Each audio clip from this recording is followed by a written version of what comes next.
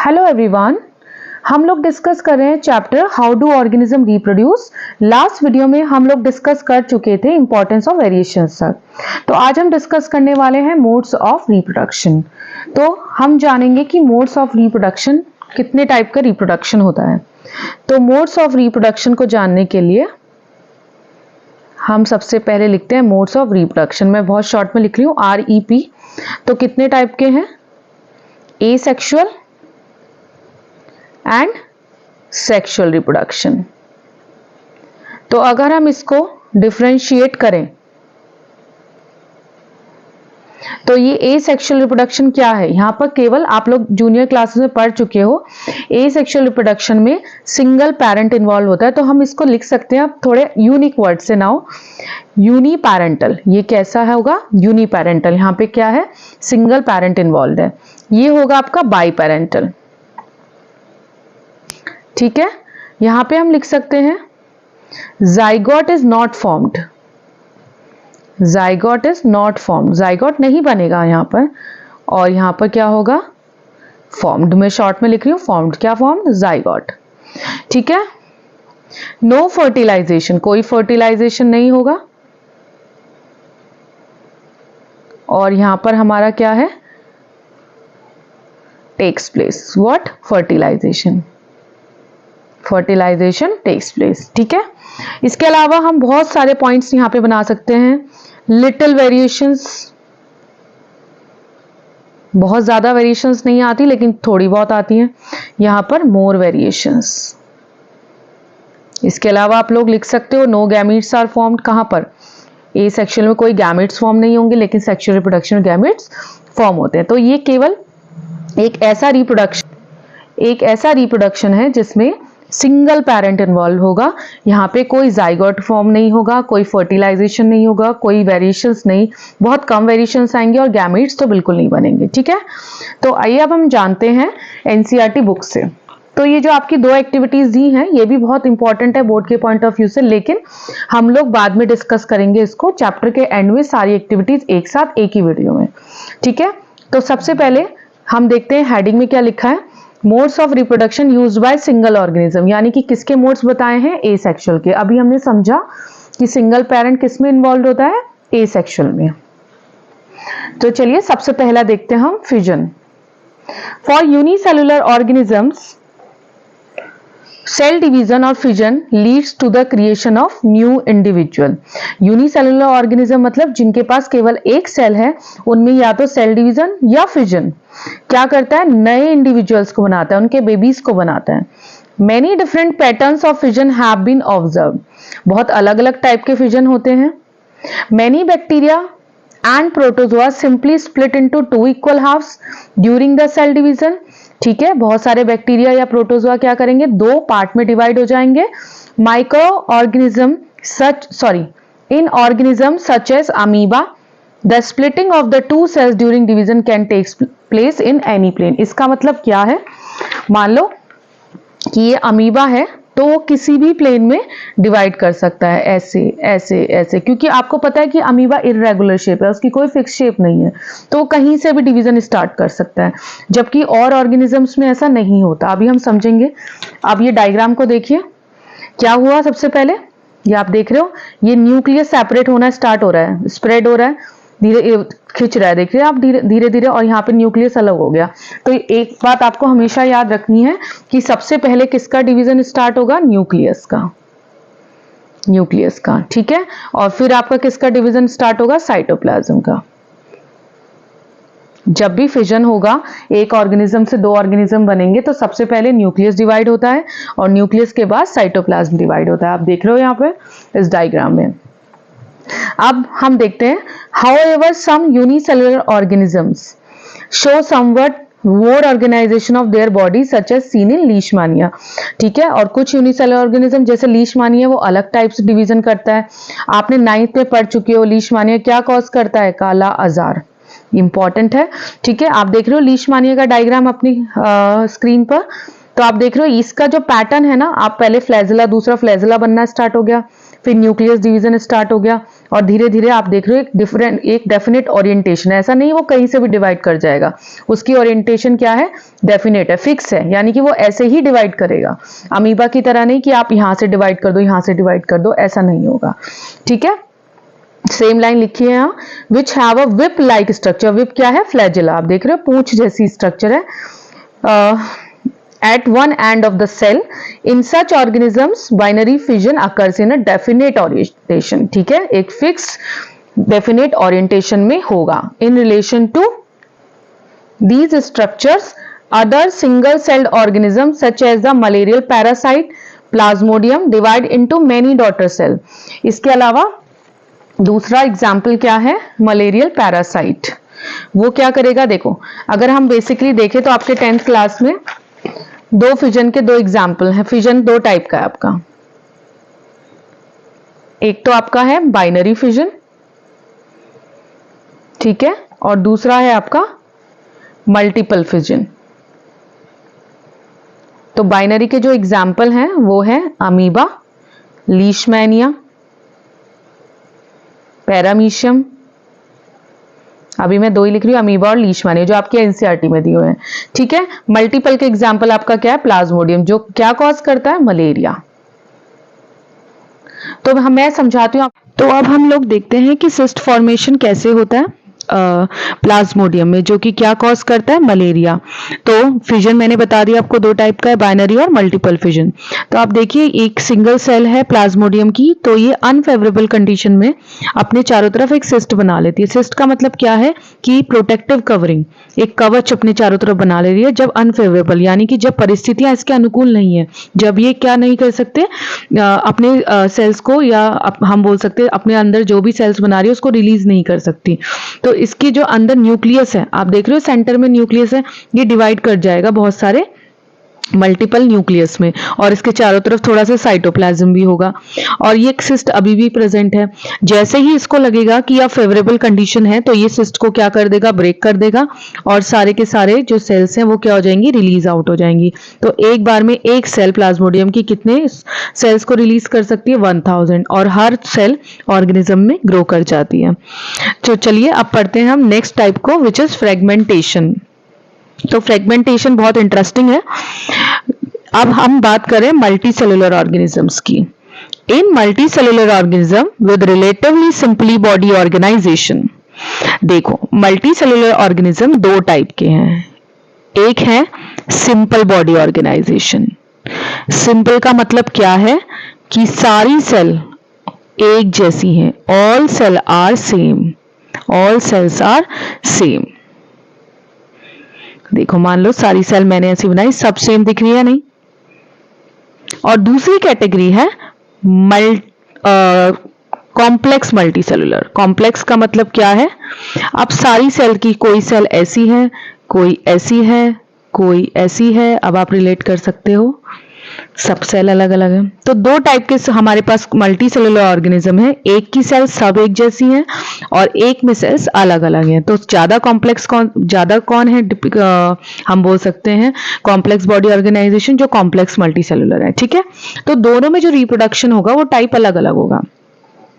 In multicellular organism with relatively simple body organization, simple reproductive methods can still work. क्या है simple method, for example Spirogyra, जो कि green algae है। ठीक है, simply breaks up to into smaller pieces, तो वो क्या करेगा, ब्रेक कर जाएगा। देखो फॉर एग्जाम्पल ये हमारा स्पाइरोगायरा, मैं आपको दिखाती हूँ, ये ग्रीन एल्गी ऐसे बना देती हूँ, हालांकि मैं ब्लैक पेन से बना रही हूँ बट इट्स ओके। ये देखो स्पाइरोगायरा कुछ इस टाइप का दिखता है, अगर हम देखें तो लैडर फॉर्म जैसा। ठीक है, और इसको अगर मैं ब्रेक कर दूं तो 3 पीस हो जाएंगे स्पाइरोगायरा के, तो हर पीस आप देखोगे किसमें, न्यू ऑर्गेनिज्म में डेवलप हो जाएगा। ठीक है, क्लियर। ठीक है, तो ये तीनों एक न्यू स्पाइरोगायरा में डेवलप हो जाएंगे। चलिए देखते हैं। Upon breaks up into smaller pieces upon maturation and These pieces or fragment grow into new individuals. मैंने आपको दिखा दिया. Can we work out the reason for this based on what we saw in activity? Activity हम बाद में discuss करेंगे. This is not true for all the multicellular organism. They cannot simply divide cell by cell. क्या सारी multicellular ऐसे divide कर सकते हैं? तो आंसर होगा नहीं, वो सेल बाय सेल तरीके से डिवाइड नहीं कर सकते. The reason is that many multicellular organism as we have seen are not simply as random collection of cells. ठीक है, अभी मैंने आपको बताया रैंडम कलेक्शन ऑफ सेल का मतलब क्या है, सारी सेल्स एक जैसी नहीं है, उनके पास सारी सेल्स अलग अलग हैं. ठीक है. And tissues are organized into organs. Cells हमने पढ़ा था ना 9th क्लास में, सेल टिश्यू बनाएंगी, टिश्यू से ऑर्गन, ऑर्गन से ऑर्गन सिस्टम, और ऑर्गन सिस्टम से ऑर्गन, यानी कि सारी जो सेल्स एक लेवल ऑफ ऑर्गेनाइजेशन है. तो सपोज एक ह्यूमन बॉडी है, तो ऐसा नहीं है ह्यूमन बॉडी को आप कहीं से भी कट कर दोगे. ठीक है, क्योंकि सेल सारी अलग अलग टाइप की है तो वो ग्रो नहीं करेंगी. Clear? The reason is that we have seen this line into organs which then have to be placed at definite position in the body. तो हर एक सेल अपनी definite position में है. In such a carefully organized situation cell by cell division would be impractical. मैंने अभी समझाया नहीं हो पाएगा क्योंकि सारी सेल्स के स्ट्रक्चर अलग अलग हैं और अलग अलग पोजीशन पे है. Multicellular organism therefore need to use more complex ways of reproduction. तो हमें पता है अच्छे से कि उनमें बहुत अलग अलग टाइप के रिप्रोडक्शन भी होते हैं. A basic strategy used in multicellular organism is that different cell types perform different specialized function. हम पढ़ चुके हैं अलग अलग सेल मल्टीसेलुलर, अलग अलग ह्यूमन बीइंग का एग्जांपल ले लीजिए. हार्ट अलग वर्क करता है, किडनीज अलग वर्क कर रही है, तो सारी सेल्स अलग अलग वर्क कर रही है. हार्ट की सेल्स अलग तरीके से काम कर रही है, किडनी की सेल्स, बोन की सेल्स अलग तरीके से काम कर रही है. Following this general pattern, reproduction in such organism is also the function of a specific cell type. तो ये पैटर्न को फॉलो करते हुए कुछ स्पेशल टाइप की सेल्स भी हैं जो क्या कर रही हैं, रिप्रोडक्शन कर रही हैं. उन सेल्स को हम क्या बोलते हैं? Germ cells. GERM, germ cells. How is reproduction to be achieved from a single cell type if the organism itself consists of many cell type? अब मल्टीसेलुलर के पास तो बहुत टाइप की सेल हैं, बोन सेल, ठीक है, और न्यूरॉन की सेल है, और किडनीज की सेल्स हैं, different kind of cell, blood cells. ठीक है, तो फिर भी एक टाइप की सेल से रिप्रोडक्शन कैसे हो जा रहा है? तो पॉसिबल है reproduction. The answer is that there must be a single cell type in the organism that is the capable of growing. तो एक ही सेल टाइप हो लेकिन वो क्या हो? कैपेबल ऑफ ग्रोइंग, ग्रो करने के कैपेबल हो, प्रोलिफरेटिंग, इंक्रीज कर सके साइज में, and making other cell type, और दूसरे सेल टाइप को बना सके अंडर द राइट सर्कमस्टेंसेस. ठीक है, तो जैसे कि फॉर एग्जांपल ह्यूमन बीइंग में जर्म सेल्स होती हैं, वो क्या कर सकती हैं? They have capability to divide, जो रिप्रोडक्टिव ऑर्गन्स में प्रेजेंट होती है, तो उनके पास ये कैपेबिलिटी है. जबकि और सेल्स भी प्रेजेंट है बॉडी में, लेकिन जर्म सेल्स के पास ही ये कैपेबिलिटी है. ये सिंगल सेल टाइप ऐसे हैं जिनके पास रिप्रोडक्शन करने की कैपेबिलिटी है. ठीक है, चलिए अब देखते हैं नए टॉपिक को, रीजनरेशन. रीजनरेशन वैसे तो रिप्रोडक्शन का पार्ट नहीं होता, आपने पढ़ा होगा रीजनरेशन पहले भी. रीजनरेशन मतलब क्या है? जैसे कि कोई ऑर्गन ग्रो कर जा रहा है, ठीक है, जैसे लिजार्ड की टेल कट गई तो उसकी टेल क्या करती है? ग्रो कर जाती है. आपने देखा होगा, सुना होगा, है ना? तो ये क्या है? रीजनरेशन. तो ये रिप्रोडक्शन तो नहीं बोल सकते हम. क्यों नहीं बोल सकते रिप्रोडक्शन? क्योंकि ऑर्गेनिज्म नहीं बन रहा है. लेकिन कई ऑर्गेनिजम्स में रिप्रोडक्शन की तरह भी होता है. ठीक है, ऐसा रिप्रोडक्शन, रीजनरेशन भी हो रहा है जो रिप्रोडक्शन के जैसा है. कैसे? कि जैसे कि एग्जांपल लेते हैं हम प्लेनेरिया का. तो मैं आपको प्लेनेरिया से अच्छा इसमें दिखा देती हूँ बुक में. देखो, आप देख रहे हो प्लेनेरिया, कहीं हमने 3 जगह से कट कर दिया, तो आप देख रहे हो वही पार्ट उसका ग्रो करने लग गया और 3 प्लेनेरिया बन गए. ठीक है, तो यानी कि इससे ऑर्गेनिज्म बन जा रहा है, तो इसलिए हमने उसको रिप्रोडक्शन में कंसीडर कर दिया. लेकिन अगर बॉडी पार्ट अगर कट जा रहा है, वो ग्रो कर जा रहा है, तो वो हम एक टाइप का रीजनरेशन तो है, लेकिन रिप्रोडक्शन नहीं बोल सकते. Many fully differentiated organism have the ability to give rise to new individual organism from their body part. तो बहुत सारे ऐसे ऑर्गेनिज्म है डिफरेंट, अलग अलग, जिनके पास क्या कैपेबिलिटी है, एबिलिटी है कि अपने लॉस्ट बॉडी पार्ट से नया ऑर्गेनिज्म बना सकते हैं. That is, if the individual is somehow cut or broken up into many pieces, अगर इंडिविजुअल कट किया जाता है, ब्रोक किया जाता है many pieces में, many of these pieces grow into separate individuals. अभी आपको दिखाया मैंने ये वाला डायग्राम. ठीक है, many of these pieces, for example, simple animals like hydra and planaria. तो कई बच्चों को ना क्या करते हैं कि उनको यही पता होता है कि प्लेनेरिया एग्जाम्पल है, और कई बार ऐसा होता है कि एग्जाम में पूछ लिया जाता है कि other example other than planaria. तो आपको याद रखना है अदर देन प्लेनेरिया क्या एग्जाम्पल है, hydra. Can be cut out into any number of pieces and each piece grows into complex organism. This is known as regeneration. Regeneration क्या है? Regeneration मतलब क्या है कि हर एक पीस के ऑर्गेनिज्म के टुकड़े हुए और हर एक टुकड़ा किसमें ग्रो कर गया, एक न्यू ऑर्गेनिज्म में। Regeneration is carried out by specialized cells. तो कुछ स्पेशलाइज सेल हैं जिनमें क्या है, ग्रो करने रीजनरेट करने की कैपेबिलिटी है, हर एक सेल में नहीं होगा। दीज सेल्स प्रोलिफरेट, ये सेल क्या कर सकती है, इंक्रीज कर सकती है साइज में, and make large number of cell, और बहुत सारी सेल्स बना सकती हैं। From this mass of cell different cells undergo changes to become various cell types and tissue. और इन्हीं सेल से अलग अलग टाइप की सेल क्या करती है, अलग अलग सेल के टाइप्स बनाएंगी और टिश्यूज बनाएंगी। These changes takes place in an organized sequence, एक ऑर्गेनाइज सीक्वेंस में होंगे, रिफर टू एज डेवलपमेंट। आपको पता है धीरे धीरे क्या होगा, टिश्यूज बनेंगे और धीरे धीरे बॉडी का डेवलपमेंट होगा। However, regeneration is not the same as reproduction.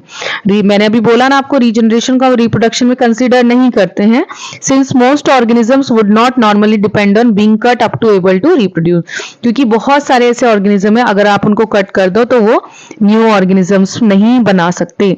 केवल कुछ ही ऐसे हैं जैसे कि प्लैनेरिया एंड हाइड्रा, लेकिन ये कॉमन नहीं है ऑर्गेनिजम्स में। ठीक है, चलिए तो अब देखते हैं हम लास्ट आज की वीडियो का, और वेजिटेटिव प्रोपगेशन और टिश्यू कल्चर, ये मैं आपके लिए अलग से एक वीडियो बनाऊंगी क्योंकि थोड़ा डिटेल में हम पढ़ने वाले हैं। ठीक है, तो बडिंग जो कि बहुत इंपॉर्टेंट है, आप भी अपनी बुक में ऐसे स्टार बना लीजिए, it is very important budding. और इसका एग्जाम्पल हाइड्रा, तो ये आपने देखा कि हाइड्रा रीजनरेशन भी करता है और हाइड्रा बडिंग भी करता है। Organism such as Hydra use regenerative cells for reproduction.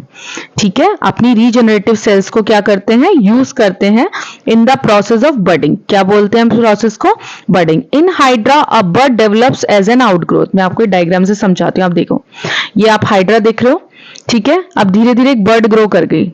Bird का मतलब क्या है, कोई भी ऐसा स्ट्रक्चर जो क्या कर रहा है, एक्सटर्नली ग्रो कर जा रहा है। आप देख रहे हो एक्सटर्नली ग्रो कर गई है। अब बर्ड ग्रो करने का धीरे धीरे बर्ड बड़ी होती रहेगी और हाइड्रा बन जाएगी।